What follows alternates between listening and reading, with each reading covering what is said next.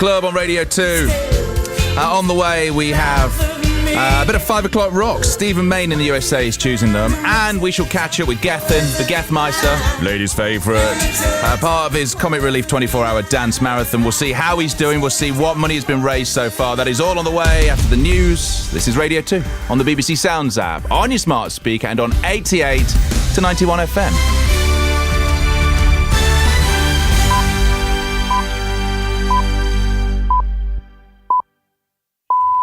BBC News at 5 o'clock. This is Nikki Cardwell. Ministers say they've reached a pay deal with unions representing hundreds of thousands of NHS staff. The government's banned ministers and civil servants from using the Chinese video sharing app TikTok on their work phones. And the marriage proposal meant for one person that's touched the hearts of millions.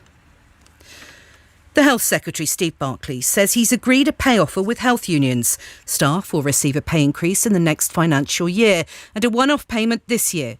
Here's our health correspondent, Catherine Da Costa. After 10 days of formal negotiations, a joint statement from the government and the group representing 14 unions said both sides had reached a fair and reasonable settlement in the ongoing dispute over pay.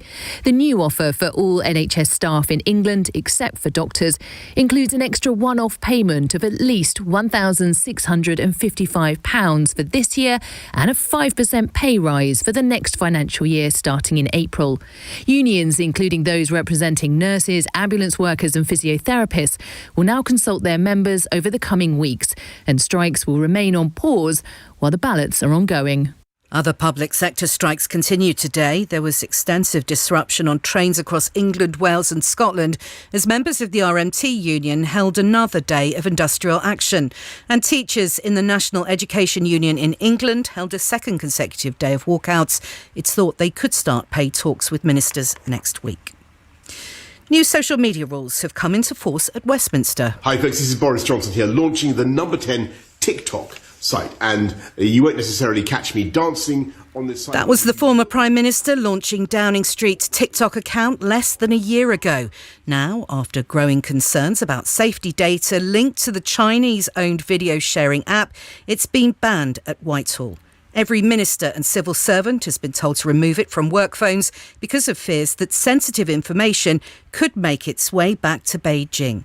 The announcement was made today by the Cabinet Office Minister Oliver Dowden. It is clear that there could be a risk around how sensitive government data is accessed and used by certain platforms.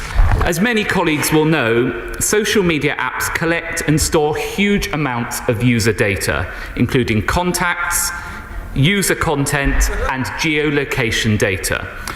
On government devices, that data can be sensitive. Opposition parties in France have objected after President Macron decided to force through his controversial plan to raise the retirement age from 62 to 64. He invoked a controversial article in the Constitution after learning that he'd probably lose a vote on the issue in the lower house of Parliament. The Pentagon has released footage of what it says is the moment a Russian military jet damaged a US drone which crashed into the Black Sea on Tuesday. There are fears that the incident could escalate the conflict in Ukraine. Danny Aberhard reports. The footage, filmed from a camera on the drone and lasting just over 40 seconds, shows two extremely close flypasts by Russian fighter jets. The Pentagon says it's been edited for length but is sequential. The Russian planes dump what the Pentagon says is fuel on the drone. After the second flypast, the video transmission is disrupted. Subsequent images briefly show that one of the drone's propeller blades appears to have been bent. The footage seems to back up US claims of unsafe, even reckless actions by the Russian pilots. Russia disputes the US account. A man's appeared in court charged with the attempted murder of a woman who was stabbed outside a leisure centre in Cheltenham last week. Prosecutors told Westminster Magistrates Court that Joshua Bowles, who's 29, carried out the attack because he believed the woman worked at the government's monitoring service, GCHQ. And it was a romantic gesture that touched the hearts of millions. A cryptic marriage proposal blended into a timetable at a bus stop in North London. It was left there by Rory O'Keefe for his girlfriend Charlotte a year ago at the bus stop where they met, and has now been brought to public attention by the BBC presenter Nuala McGovern, who posted a picture of it on Twitter. Here's her reaction to the sign. What is this?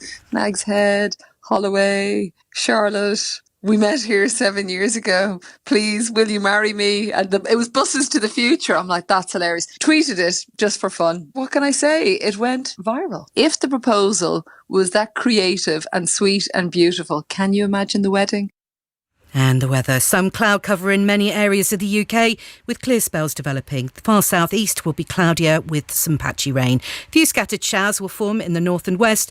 Overnight lows, 8 Celsius in Cardiff, 9 in London, 6 in Belfast and 7 in Edinburgh. BBC News, it's 5:05. OJ Forge. BBC Radio 2.